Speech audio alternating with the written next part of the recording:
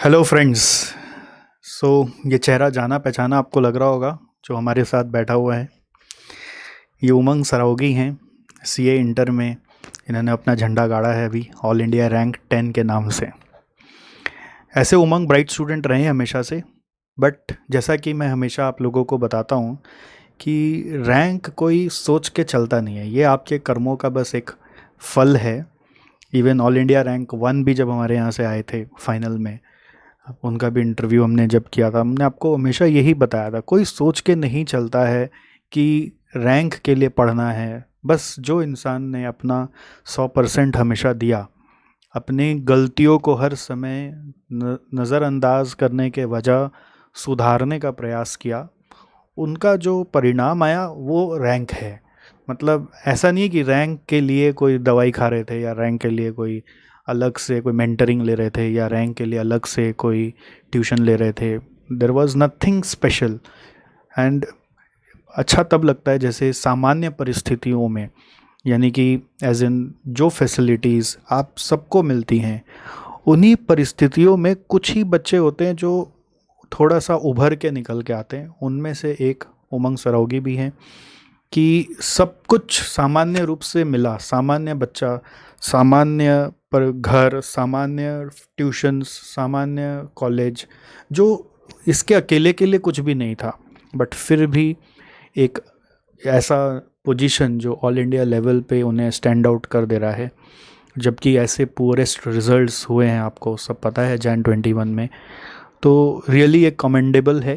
And हम थोड़ा सा उमंग से जानना चाहेंगे कि इनका जो सीए इंटर का सफ़र था वो कैसा था, और कुछ ख़ास बातें, कुछ ख़ास स्ट्रेटजीज़ या टिप्स जो ये अपने जूनियर्स को देना चाहते हैं, जिसको शायद हम फॉलो करके अपना कुछ स्ट्रेटजी बना सके। देखिए, हर एक जन का यूनिक स्ट्रेटजी होता है, यूनिक पढ़ने का तरीका होता है।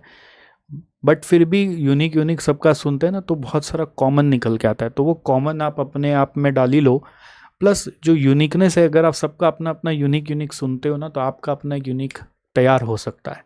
कोई ज़रूरी नहीं है कि इन्होंने किसी का कॉपी पेस्ट मारा और आप भी इनका कॉपी पेस्ट मारो। बट आप सुनोगे 10 तरह का स्ट्रेटजी, तो एक तरह का स्ट्रेटजी जो आपके लिए आपको सूट करेगा वो आपको मिल सकता है। But anyhow, in all the strategies there are something common. So वो कॉमन इन जनरल रहता है आईसीआई का रिसोर्स और कुछ डिसिप्लिन्ड स्टडी, ये कॉमन रहता है। उसके अलावा सबका अपना अपना कुछ यूनिक भी होता है। So first of all Umang, very congratulations for your great achievement. Thank you sir. And इन्होंने हमारे यहाँ पर कॉस्ट की क्लास की थी, 79 मार्क्स आए इनके। और भी ज़्यादा आ सकते थे बट कोई नहीं है। वैसे तो हमारे यहाँ से नवंबर 20 के बहुत अच्छे मार्क्स आप आए थे, जिसके इंटरव्यूज़ हमने लिए थे केशव झुंझुनवाला के, और भी एक स्टूडेंट के आया था राहुल अग्रवाल, उसका इंटरव्यू हम लोग नहीं ले पाए, बट कभी ज़रूरत पड़ा तो वो भी लेंगे। इनका मार्क्स एज सच उस 90s में तो नहीं आया, but still he is very satisfied with whatever he has performed, and we are also very satisfied with his overall performance. At the same time, ये हमारे यहाँ पे FM लिए नहीं थे, बट हमारे FM के नोट्स से उन्होंने पढ़ाई किया था। ऐसे ये CFA के स्टूडेंट हैं, तो मैंने ही इनको मना कर दिया था कि आप क्या करोगे FM का ट्यूशन लेके, नोट्स वोट्स लेना, उसी से काम हो जाएगा। बिकॉज CFA में जब इतना FM जान ही रहे, तो अलग से फिर FM का इंटर में ट्यूशन का ज़रूरत मुझे नहीं लग रहा था, तो मैंने ही इनको गाइड किया था। और FM में भी इनके 92 मार्क्स आए। So it is really commendable thing. And interestingly मैं आपको ये बताऊँ, बहुत बार होता है ना, जब अपने ट्यूशन लेते हैं ना, तो उस सब्जेक्ट पे इतना डिपेंडेंट हो जाते हैं ट्यूशन पर कि फिर अपना दिमाग नहीं लगा रहे होते हैं। और जो सब्जेक्ट हम ट्यूशन नहीं लिए होते हैं, उसमें रहता है ना कि नहीं, इसका तो ट्यूशन नहीं लिया हुआ है तो इसको तो अच्छे से करना है। तो मैंने ये देखा है, बहुत सारे स्टूडेंट्स जिन सब्जेक्ट का ट्यूशन नहीं लेते, वो उसमें ज़्यादा कभी कभी परफॉर्म कर जाते हैं। बट ये अगेन यूनिवर्सल नहीं है, किसी के लिए लागू है, किसी के लिए लागू नहीं भी हो सकता है। हालांकि जैसे अभी सुनने में आ रहा है, फाइनल में SCMP में 94 मार्क्स जिनका आया, ठीक है, जैन 21 में, उन्होंने भी ट्यूशन नहीं लिया था।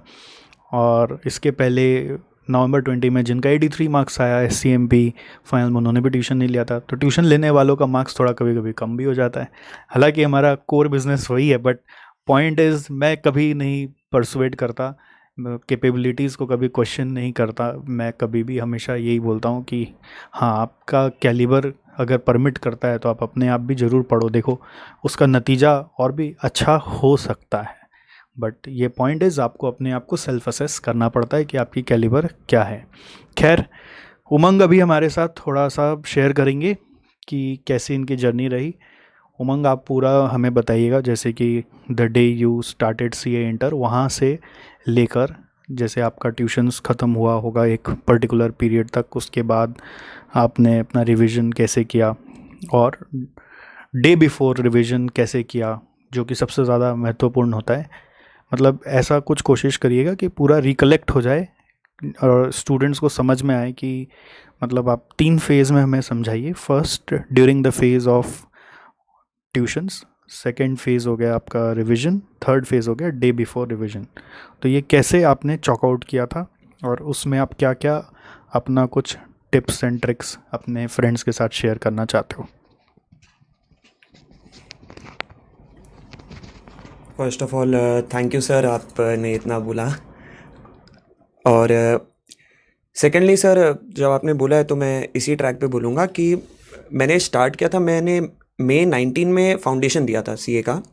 और सीए के फाउंडेशन के रिज़ल्ट्स के बाद मैंने ट्यूशन्स लिए।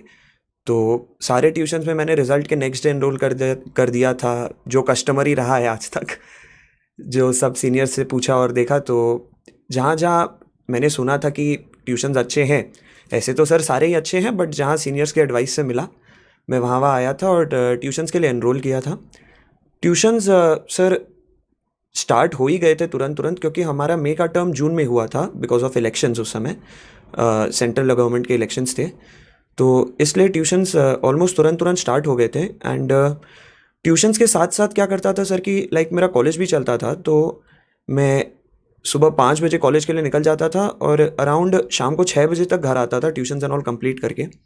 तो उसके बाद मेरा टारगेट यही रहता था कि जो ट्यूशन में उस पर्टिकुलर दिन पे पढ़ाया गया हो, लाइक हर सब्जेक्ट के ट्यूशन्स हर दिन तो नहीं रहते थे, तो जिस भी सब्जेक्ट का ट्यूशन उस पर्टिकुलर दिन रहता था, तो मैं ये कोशिश करता था कि उस पर्टिकुलर दिन उस ट्यूशन में जो पढ़ाया गया है, मैं उस चीज़ को एक बार घर आके रिवाइज़ कर लूँ अपने तरीके से।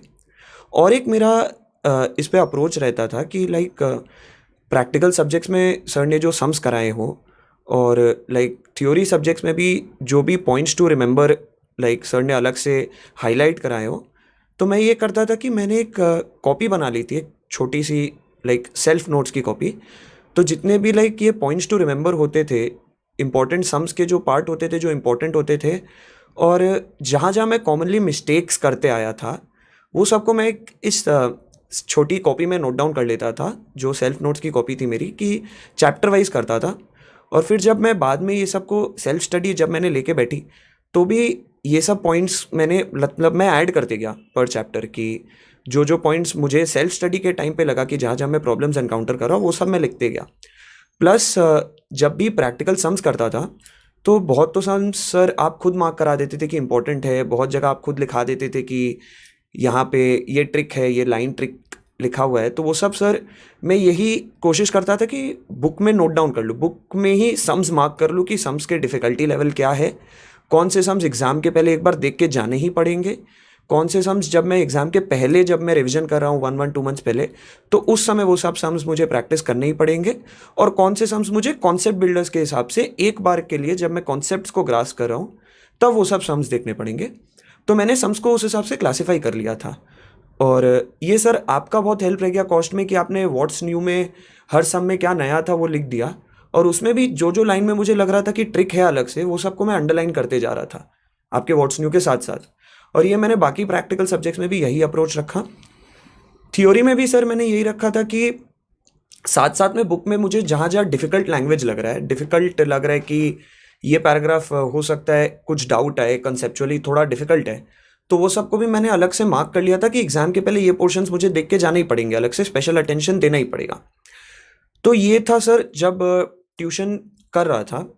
एक और चीज़ सर बोलना चाहूँगा जो मुझे बहुत इंपॉर्टेंट लगी पर्सनली, वॉस कि सर आज जो जहाँ भी आप ट्यूशन्स लेते हो, आपका टीचर पे विश्वास होना बहुत ज़रूरी है। मतलब आपके जो भी टीचर रहे हैं, आई एम श्योर सर आज जितने भी सीए फैकल्टीज़ है सर, सभी बहुत अच्छे हैं। और आपको टीचर ने जैसे प्रिपेयर किया है सर, आप लोग का एक्सपीरियंस को हम लोग इसी तरह से लेवरेज कर सकते हैं जब हम लोग का आप पे विश्वास हो कि आप जो पढ़ा रहे। बहुत लोगों से मैंने सुना था कि एक्स वाई जेड सर ने एक्स वाई जेड चीज़ नहीं पढ़ाया, एक्स वाई जेड टीचर ने एक्स वाई जेड चीज़ एक्स्ट्रा पढ़ाया एग्ज़ाम में जो हो सकता है नहीं काम आए। तो वो सब चीज़ के लिए मैं सर कहूँगा कि मैं कभी वो सब चीज़ पे अटेंशन पे नहीं किया, बिकॉज आज सर वहाँ पे आपके ऊपर ट्रस्ट रखना बहुत ज़रूरी है, क्योंकि आप इतने साल से लोगों को पढ़ाते आ रहे हो। तो वो चीज़ बहुत इंपॉर्टेंट है कि आप टीचर पे ट्रस्ट रखो, और जैसे जो टीचर हर टीचर का पढ़ाने का अपना एक तरीका होता है, उसको प्लीज़ समझें और फिर उसको अपने तरीके से ब्लेंड करने का कोशिश करें कि कैसे आप अपने उसको बैठा सकते हैं अपने फ्लो ऑफ वर्क में। तो ये एक चीज़ इंपॉर्टेंट रही। ऑल्सो सर, जब एग्ज़ाम ख़त्म हो गए, ट्यूशन ख़त्म हो गए, और ट्यूशन के बाद जब मैंने एग्ज़ाम के लिए पढ़ाई करना स्टार्ट की, तो एक चीज़ बोलूँगा सर, तब शुरू में तो सब कुछ स्मूथ चल रहा था कि नॉर्मली पढ़ रहा था। फिर अचानक से एक दिन कोरोना वायरस का लॉकडाउन अनाउंस हो गया। हम तो सर May 20 में हम लोग देने वाले थे, बट वो चीज़ फिर इंस्टीट्यूट ने बहुत कोशिश की कि बाद में भी कंडक्ट कर सके पोस्टपोन करके, बट वो पोस्टपोन हो के जून हो के जुलाई हो के फिर नवंबर में 20 नवंबर से लिया गया। तो वहाँ एक चीज़ थी सर कि उस बीच जो प्रॉब्लम्स आई थी वो था सर कि क्योंकि एक रूटीन थी पहले, और वो चीज़ जब सब घर में अचानक हो गए, सब कुछ एक बार से सबके लिए चेंज हो गया था, तो वहाँ थोड़ा सा फोकस लूज होने लग गया था, मोटिवेशन गिरने लग गया था। और फिर एग्ज़ाम की एक अनसर्टेनिटी आ गई थी। एग्ज़ाम की क्या सर, एक लाइफ की अनसर्टेनिटी आ गई थी सबके लिए। तो वहाँ थोड़ा सा मोटिवेशन लूज होने लग गया था, बट वही रखा कि सब्जेक्ट से टच नहीं छोड़ा, कभी किसी भी सब्जेक्ट से टच नहीं छोड़ा। हालांकि पहले जब ट्यूशन्स फरवरी तक ख़त्म हो गए थे और मार्च तक बहुत हद तक सिलेबस कवर कर लिया था मैक्सिमम सब्जेक्ट्स का, पूरा तो नहीं हुआ था सर, ये नहीं बोलूँगा, अराउंड 70 to 80% सिलेबस हो गया था, बट उसके बाद भी टच नहीं छोड़ा। पढ़ाई उसके बाद कम हो रही थी, काफ़ी कम हो रही थी, और बट वही है कि डेली पढ़ना है, वो चीज़ था। किसी भी दिन पढ़ाई छोड़ना नहीं है, क्योंकि जब तक आप सब्जेक्ट की इज्जत करोगे तभी वो आपको वापस रिटर्न मिलेंगे। तो इसलिए वहाँ कंटिन्यू रखते गया। और उस दौरान सर एक चीज़ बोलूँगा कि बहुत सुना था, बहुत टैबू सुने थे कि मेडिटेशन बहुत पुराने लोगों के लिए है, ये सब बहुत इतने काम नहीं करते। तो बट सर उस समय फर्स्ट टाइम खुद भी ट्राई किया था, तब तक कभी उतना मेडिटेशन वगैरह पे फोकस नहीं रहा। तब फर्स्ट टाइम एक आर्ट ऑफ लिविंग से कोर्स किया था, तो उस चीज़ ने भी बहुत हेल्प किया सर कि meditation genuinely helps when you are distressed mentally. तो ये एक टिप देना चाहूँगा कि कभी भी लगे कि मेंटली डिस्ट्रेस्ड हो तो प्लीज़ ट्राई करो कि 5 मिनट ही अगर हो सके तो मेडिटेट करो, अपने मन में थॉट्स मत आने दो, लेट द थॉट्स पास। तो वो बहुत हेल्प करता है सर।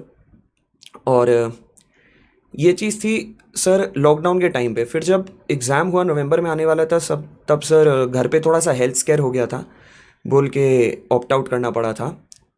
तो इसलिए फिर जनवरी के लिए डिटरमाइन थे। तो जनवरी में जब एग्ज़ाम देने गया सर, तो नवंबर के बाद जब हालात घर पे सब ठीक हुए थोड़े, तो उसके बाद वापस पढ़ाई स्टार्ट किया, और तब धीरे धीरे पेस पकड़ना स्टार्ट किया। उस समय सर जो भी मैंने शुरू में नोट डाउन किया था क्लासेस चलते समय, कि जो जो सम्स है, जैसे जैसे कॉन्सेप्ट बिल्डर जो मैंने नोट डाउन किया था, सब कुछ को पूरा चेक किया। और एक और चीज़ था कि अगर एक एक सब्जेक्ट, मेरा अप्रोच ये था कि मैं एक सब्जेक्ट पकड़ के चलूँ और उसके बाद सब्जेक्ट्स चेंज करते रहूँ। तो उस समय सर क्या हुआ कि मैंने थ्योरी और प्रैक्टिकल सब्जेक्ट्स को मैं ऑल्टरनेट करते गया। वो चीज़ मुझे लगता है कि हेल्प करती है, बिकॉज सिर्फ थ्योरी सब्जेक्ट्स पकड़ने से क्या होता है कि वो एक बार के लिए फ्लो टूट जाता है बीच में।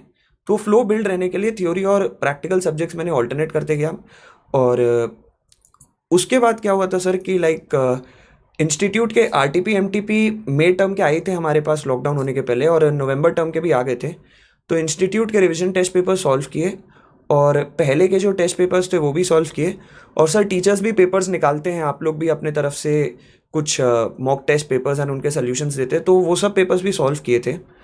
और एक चीज़ था सर कि एग्ज़ाम के 1 वीक या 10 डेज पहले, उस पीरियड में कभी भी मैंने पेपर्स नहीं देखे, क्योंकि उस समय बोलते हैं कि books are your best friend, कि पेपर्स में हर 100% चीज़ कवर हो ना हो, जो आपका सिलेबस है, जो आपके कॉपी नोट्स है, जो आपके बुक्स है, जो इंस्टीट्यूट का मटेरियल है, वो सब में आपके 100% सिलेबस कवरेज होना ही है। तो अगर हो सके तो उस समय मैक्सिमम बार बार रिवाइज कर ले। उस समय अगर मेरा ये अप्रोच था कि मैंने पेपर्स पहले देख लिए थे और बाद में उस समय मैं नहीं देखने गया। क्योंकि पेपर से तो सर ये चीज़ तो देखना ही पड़ता है कि किस तरह के क्वेश्चंस आते हैं, किस तरह से एग्जाम में लिखा जाता है answers and all. But last में मैंने रिवीजन पे फोकस किया था एग्जाम के जो कुछ दिन पहले थे। और सर यही टारगेट रहा था जब मैं पढ़ रहा था शुरू में, कि जो पढ़ाई मैक्सिमम रिटेन होगी एग्जाम के पहले वो होगी जो 1.5 दिन में मैंने पढ़ा है एग्जाम के जस्ट पहले, 1.5 डेज में जो पढ़ते हैं। तो उस समय मेरा ये अप्रोच था कि उस 1.5 दिन की पढ़ाई को कैसे ईजी से ईजी बनाया जा सके। तो इसलिए जहाँ भी रहा बुक में मार्जिन में नोट्स लिखते गया। कॉपी में वो जो छोटी कॉपी बनाई थी जिसमें सेल्फ नोट्स लिखे थे, पॉइंट्स टू रिमेंबर और मिस्टेक्स कॉमन, वो सब काफ़ी काम आए उस समय। और वही चीज़ है कि नोट्स क्योंकि प्रॉपर्ली मेरे मेंटेन थे, जैसे सर ने लिखाए थे, जैसे बाकी टीचर्स ने लिखाए थे, क्योंकि सर के इंस्ट्रक्शंस फॉलो करते गया, तो वो चीज़ उस फॉर्मेट में एग्जाम के पहले काफ़ी ईजी था। हाँ, बहुत लोगों को ये चीज़ रियलाइज़ होता है कि सर अभी लिखा रहे तो अभी ये चीज़ ज़्यादा लग रहा है, बट ट्रस्ट में कि एग्जाम के पहले जब आप वो चीज़ पढ़ोगे तो वो एक बार में माइंड में सेट हो जाएगा, वो उसी हिसाब से लिखाया गया है। तो प्लीज़ उस चीज़ को उस तरीके से देखें। तो ऑल इन ऑल सर, और एग्ज़ाम के पहले तो ये चीज़ था सर कि physically literally we had put our body on the line कि जितना हो सके बस पढ़ के पेपर देना है। तो बस वैसे ही पेपर दिया था, और एग्ज़ाम देने के बाद कभी सोचा नहीं क्या रिजल्ट्स आएंगे नहीं आएंगे, बस दे दिया था paper. Thank you sir. Thank you Umang, आपने पूरा ही बता दिया सब कुछ, फुल फ्लेजेड आपने कंप्लीट किया। 2-3 पॉइंट में इनके जो बात इन्होंने बताई उसमें से हाईलाइट करना चाहूँगा। जैसे एक, टीचर पे विश्वास, ये बहुत ज़्यादा ज़रूरी है, क्योंकि हमारे नवंबर 20 के एक हाईएस्ट स्कोरर में से एक थे स्टूडेंट। उनका हमारे लिए एक पर्सनल सजेशन आया कि सर कॉस्टिंग सब्जेक्ट के लिए बहुत बार क्या होता है सर, स्टूडेंट्स है ना, हमारे जो फ्रेंड्स होते हैं वो हमें कई बार कुछ ऐसा क्वेश्चंस पूछ लेते हैं कि अरे ये क्वेश्चन क्या, और वो एग्ज़ाम के पहले पूछते हैं ये क्वेश्चन क्या है, ये इसमें आया हुआ है। तो वो पूरा माइंड डिस्टर्ब कर देता है कि अगर वो क्वेश्चन नहीं किया हो तो लगता है अरे अरे अरे ये नहीं किया हुआ, अब क्या होगा मेरा। हालांकि उसको ये लगा कि नवंबर 20 में उसका मार्क्स अच्छा आ गया, बट वो पैनिक से वो परेशान हो जाता था कि अचानक से लास्ट मोमेंट पे कोई पूछ लेता है नया क्वेश्चन कि ये वाला तुम्हारा किया हुआ है क्या, ये इस आरटीपी में आया था। तो मैं खोजने लग जाता हूँ कि वो आरटीपी में हम जब ट्यूशन लिए थे उस समय तो ये आरटीपी में सर नहीं कराए थे। तो ऐसे सिनेरियो को कैसे हैंडल करना चाहिए, अगर आप उसके जगह होते तो आप क्या करते? सर ऐसे सिनेरियोज आई थिंक सब ने ही एनकाउंटर किए हैं, लाइक कि दोस्त लोग डाउट पूछते हैं कि ये सम किया कि नहीं किया। जेन्युइनली सर ये चीज़ आज से नहीं, ये चीज़ स्कूल लेवल से होती आ रही है कि लाइक एकदम शुरू से होते आ रहा है कि एग्ज़ाम के एक दिन पहले कुछ दोस्त होते हैं जो ऐसे ऐसे डाउट्स भेज देते हैं जो आपने कभी देखे ही ना हो सकता है। तो सर उसके लिए मेरा एटलीस्ट एक ही फंडा है, पता नहीं अच्छा लगे नहीं बुरा लगे, प्लीज़ इग्नोर दैट, क्योंकि अगले दिन आपका भी पेपर है उनका भी पेपर है। ये चीज़ है कि आप अपने प्रिपरेशन पे देख के आ रहे हो, और उन लोगों ने जो सम्स देखे हैं वो अपने प्रिपरेशन पे देखते आ रहे हैं। हाँ, ये चीज़ हो सकता है कि अगर आपके टीचर ने भी सिमिलर सम्स कराए हो और आपको ये चीज़ लग रहा है कि वो सम थोड़ा सा दिमाग लगाने पे आप सॉल्व कर सकते हो, तो उस हद तक आप ज़रूर उनकी हेल्प करें। बट अगर कोई अचानक से नया ही कॉन्सेप्ट आ रहा है एग्ज़ाम के पहले, तो आपको ये चीज़ समझना चाहिए कि उस चीज़ को आप खुद ग्रास्प करने के पहले आप बाकी चीज़ छोड़ दोगे और आप नए कॉन्सेप्ट एग्ज़ाम के एक दिन पहले ग्रास्प करने जा रहे हो, तो वो चीज़ गलत लगती है एटलीस्ट मुझे पर्सनल लेवल पे, कि आप नहीं कर सकते हो एक नया कॉन्सेप्ट एग्ज़ाम के एक दिन पहले ग्रास्प। तो एटलीस्ट आपने खुद जो पढ़ा है उस पर आप कॉन्फिडेंस रखें, क्योंकि अगले दिन आईक्यू के साथ साथ ईक्यू भी उतना इंपॉर्टेंट हो जाता है, और ये सब चीज़ से ईक्यू बहुत गिर जाता है। तो अपना ईक्यू मत गिरने दे एग्ज़ाम के एक दिन पहले। Very nice Umang, very mature thought. EQ is emotional क्वेश्चंट, and exam में स्टूडेंट कभी भी पास करता है ना तो आईक्यू से ज़्यादा उसको ईक्यू चाहिए होता है। द डे ऑफ एग्ज़ाम उसको इमोशनल मैनेजमेंट, इमोशन मैनेजमेंट बहुत अच्छे से करना पड़ता है, वरना आता तो सभी को है, सभी पढ़े होते हैं। सो ऐसे कई सारे कॉन्सेप्ट्स होते हैं, जैसे कि ये पॉइंट में मुझे बहुत वैलिड लगी उमंग की, कि कई सारे चीज़ होते हैं जो इंस्टीट्यूट स्टडी मटेरियल में भी होते हैं और हम क्लास में उतना एम्फेसिस भी नहीं देते हैं। क्यों? क्योंकि हमें पता होता है, हमारे एक्सपीरियंस है कि ये आएगा कि नहीं आएगा। इंस्टीट्यूट ने दिया हुआ है तो इसका मतलब ये नहीं होता कि वो सारा का सारा A to Z उतना ही स्ट्रेस दे के करना है, क्योंकि इंटरमीडिएट है, हम इंस्टीट्यूट को ज़्यादा समझते हैं, उसमें इंस्टीट्यूट का पैटर्न ज़्यादा समझते हैं, तो बहुत सारा चीज़ हम स्किप भी करते हैं। तो इसलिए ये चीज़ ज़रूरी होता है कि आप पूरा विश्वास रखो। बहुत सारा मतलब पूरे सिलेबस में 2-4 कॉन्सेप्ट जो हमें लगता है कि ज़रूरत नहीं होते बच्चों को, वो हम नहीं देते, हम हल्का सा बोल के निकाल देते हैं। ऐसा कई बार कुछ स्टूडेंट उसको वो भी ले लेते हैं कि सर इतना क्यों नहीं करा रहे। और कई बार कुछ कुछ ऐसा भी चीज़ होता है जिस पे हम इम्फेसिस दे देते हैं, कोई और टीचर आपके नहीं कराते हैं, तो हमारे स्टूडेंट इम्प्रेस हो जाते हैं, तो फिर वो सोचते रहते हैं कि अरे दूसरे टीचर्स के यहाँ पे वो सोचते रहते हैं कि ये क्या हो गया, ये क्यों नहीं कराया हुआ है। बट ऐसा कुछ नहीं है। पॉइंट इज़, आप जहाँ पे भी पढ़ते हो उन टीचर का पूरा एक अपना सिस्टमैटिक वे होता है पढ़ाने का, जिसमें वो पूरा फ्लो को लेके चलते हैं और वो आपको तैयार करते हैं एग्ज़ाम के लिए। तो अल्टीमेटली आपको ओवरऑल वे में परफॉर्म कराना है, ना कि एक एक सब्जेक्ट का पूरा मास्टर बनाना है। आपको ओवरऑल प्रिपरेशन कराना है, या एक एक चैप्टर को आपको देकर ऐसा सोचते हैं हम लोग कि कैसे आपका ओवरऑल काम हो जाए, ना कि एक एक इंट्रिकेसीज बहुत ज़्यादा डेप्थ में जहाँ ज़रूरत है वहाँ पे देते हैं, बहुत ज़्यादा नहीं भी ज़रूरत है नहीं भी देते हैं। सो ये एक बहुत अच्छी बात उमंग ने कही कि उमंग सर टीचर पे विश्वास रख के आप आगे बढ़ो। दूसरा इन्होंने बहुत अच्छा कहा कि जो ये दोस्तों के डाउट्स हैं लास्ट डे पर जो आते हैं, वो स्कूल डेज से ही आते रहते हैं, उसको अगर हेल्प कर सकते हो तो कर दो, बट उसको अगर एकदम अजीब लग रहा है तो इग्नोर करो, क्योंकि विश्वास रखो कि अपने प्रिपरेशन पर और एग्ज़ाम के पैटर्न के ऊपर। ठीक है, तो ये दो बात मुझे तो बहुत सर्वोत्तम लगी जो ओवरऑल इन्होंने बताई। एंड नेक्स्ट, अब स्टूडेंट्स का कई बार क्वेरी आता है, जनरल क्वेरी, कि जब अपने पढ़ाई करते हैं तो कितना घंटा पढ़ना चाहिए, इसका क्या जवाब है? सर इसका जवाब तो एक ही चीज़ बोलूँगा कि मतलब इसको दो एस्पेक्ट में रख सकते हैं। पहला कि एट अ स्ट्रेच कितने देर पढ़ सकते हैं, और दूसरा कि एक दिन में कितने देर पढ़ सकते हैं। तो उस चीज़ में सर बोलूँगा कि एट अ स्ट्रेच एटलीस्ट मैं तो कभी भी 1.5 घंटे से ज़्यादा पढ़ नहीं पाया, क्योंकि 1.5 घंटे के बाद मुझे लगता था कि एटलीस्ट नहीं भी हो तो 10-15 मिनट इधर उधर घूम लूँ, एक बार थोड़ा सा माइंड को रेस्ट दे दूँ। और दूसरा दिन में सर यही लगता था कि जितना सुबह के टाइम पे कवर कर लूँ तो क्या होता था कि वो आवर्स थोड़े एक्स्ट्रा हो जाते थे। लाइक लेट नाइट आवर्स में आते आते थोड़ा सा लाइक माइंड पे प्रेशर लगने लगता था। तो दिन में कभी मैंने, सच बताऊँ तो कभी मैंने ये नहीं देखा कि एक फिक्स नंबर ऑफ आवर्स मुझे पढ़ने। जहाँ मुझे लगता था कि मैं इतना पढ़ चुका हूँ आज कि कल मैं ये चीज़ खोलूँगा तो मैं इरिटेट हो जाऊँगा, मैं वहीं पढ़ाई छोड़ देता था। क्योंकि ये चीज़ था सर कि अगले दिन भी पढ़ाई करनी है। सिर्फ आज पढ़ के, पूरा आज पढ़ के ऐसा नहीं रहेगा कि कल नहीं पढ़ना पड़ेगा, नेक्स्ट डे भी पढ़ना पड़ेगा। तो जहाँ भी मुझे लग रहा था कि आज का मेरा मेंटल एक ब्लॉकेज आ गया है कि अगर इससे ज़्यादा आज पढ़ूंगा तो कल नहीं पढ़ पाऊंगा, तो वहाँ मैं रुक देता था। क्योंकि सर आज की पढ़ाई तो ज़रूरी है और कल की पढ़ाई भी उतनी ही ज़रूरी है। हो जाता था approx? Sir round about such बताऊँ तो अराउंड 9 से 10 घंटे हो जाते थे। और हाँ, एग्ज़ाम के टाइम पे लाइक एग्ज़ाम बगल में आते आते और जितना ज़्यादा क्लोज आ रहा था एग्ज़ाम, उतना एक मेंटली भी एक प्रेशर आता है कि थोड़ा ज़्यादा पढ़ने का, तो माइंड अपने आप ही और थोड़ा सा और ज़्यादा ओवरवर्क करने लग जाता है, क्योंकि आपका बाकी चीज़ों में भी थोड़ा बहुत भी जो फोकस रहता है वो छूटते जाता है। तो वो सर एग्ज़ाम के टाइम पे लाइक 12-13 आवर्स 14 आवर्स तक चले जा रहा था।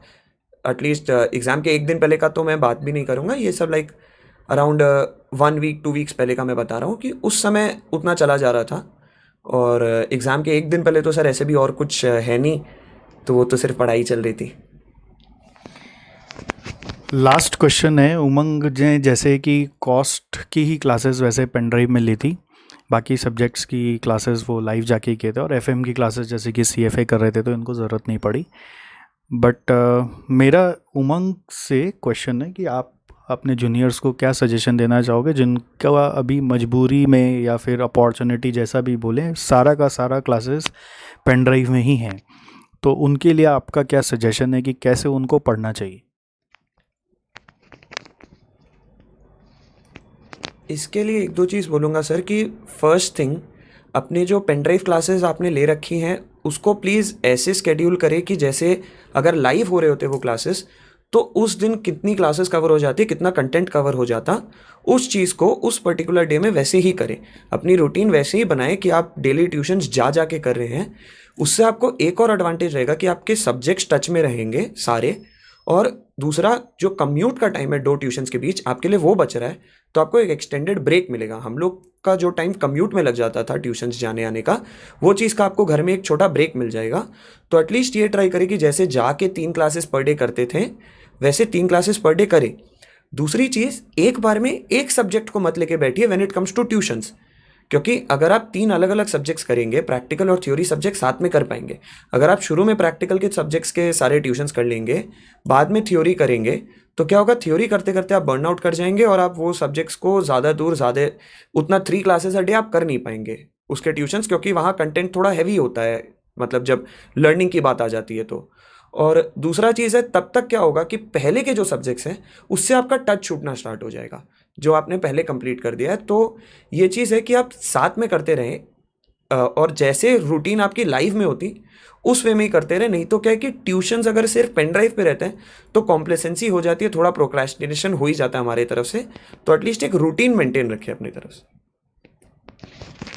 Very good, very good, thank you Umang. I think most of the questions are answered in this. एक सीए इंटर के स्टूडेंट को जो जानने की ज़रूरत होती है वो सारे के सारे इन्होंने बता दिया कि आरटीपी एमटीपीज़ कब तक देख लेना चाहिए। पढ़ाई करते वक्त वो 1.5 दिन का बहुत ख्याल रखना चाहिए। हर समय क्लास करते करते कौन सा चीज़ इम्पॉर्टेंट है, ट्रिकी है, उसका मार्किंग कहाँ पे आपका मिस्टेक हो रहा है उसका अलग से नोटिंग मार्जिन में लिखो या क्वेश्चन में लिखो या अंडरलाइन करो, या हमारे जैसे कॉस्ट के बुक्स में व्हाट्स न्यू करके हर क्वेश्चन का लिखा हुआ रहता है, तो वैसे आप भी कहीं नहीं लिखा हुआ तो अपना लिख लो अपने हिसाब से। हर सब्जेक्ट में इस सब चीज़ को फॉलो करो। नोट्स बनाना भी एक बहुत अच्छा इम्पॉर्टेंट पार्ट होता है पढ़ने का अपना। तो उमंग का नोट्स भी बहुत अच्छा होता था, हालांकि मैं नहीं देखा हूँ, उमंग जैसे बता रहे हैं वैसे ही मैं मान रहा हूँ। तो ये नोट्स बनाने से एक फ़ायदा ये होता है कि चीज़ें ना माइंड में इम्प्रिंट हो जाती है। बहुत बार स्टूडेंट्स नोट्स नहीं अच्छे से बनाते, वो बोलते हैं ठीक है कर लेंगे ना एग्ज़ाम हॉल में, बट वो एग्ज़ाम हॉल में भी वैसा ही होता है। इसलिए चीज़ों को अच्छे करने के लिए शुरू से अच्छा होना ज़रूरी होता है, ना कि आप सीधा लास्ट डे साथ जाके सोचेंगे कि मैं एक बार में अच्छा हो जाऊंगा, ऐसा नहीं हो सकता है। तो शुरू से आप कंसिस्टेंट रहते हो और सिस्टमेटिक वे में चलते हो तो ऐसा अंजाम आता है। I wish all the luck for future success to Umang, and जल्द से जल्द इनका भी आर्टिकलशिप स्टार्ट हो जाएगा और फिर ये फाइनल की पढ़ाई में लगेंगे। और इंटर पे जब रैंक आ जाता है ना उमंग, तो फाइनल पे भी चाप पड़ जाता है कि अब ये लड़का तो फाइनल में भी रैंक लाएगा। तो एक्सपेक्टेशन तो रहेंगी, बट ठीक है, आपको मेहनत और ज़्यादा करना है, आप यही समझ के चलिए। एंड गाइस हम लोग मिलते रहेंगे। Thank you for your time. Okay, bye bye, see you, take care.